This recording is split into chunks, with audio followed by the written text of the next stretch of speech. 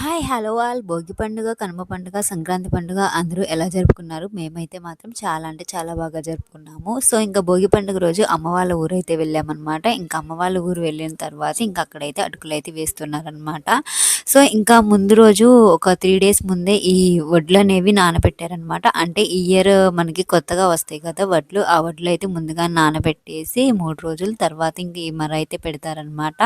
So, every year Sankranti టైంలో ఈ మర్ర అయితే పెడతారనమాట మా విలేజ్‌లో.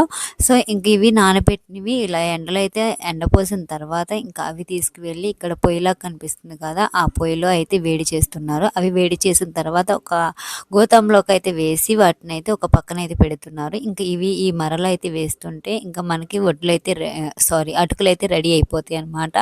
సో, మీరు ఈ అటుకులు ఎలా తయారు చేస్తారో ఎక్కడైనా చూసుంటే కామెంట్ చేయండి. నేనైతే ఫస్ట్ టైమ్ అయితే చూస్తున్నాను. ఎప్పుడు మా నాన్న అటుకులు వేయించుకొస్తారు కానీ నేను దగ్గరికి వెళ్ళి అయితే చూడలేదనమాట. ఇంకా మీతో కూడా షేర్ చేసుకుందామని వీడియో అయితే తీశాను. వీడియో నచ్చితే లైక్ చేయండి. మన ఛానల్ సబ్స్క్రైబ్ చేసుకోండి. Thank you for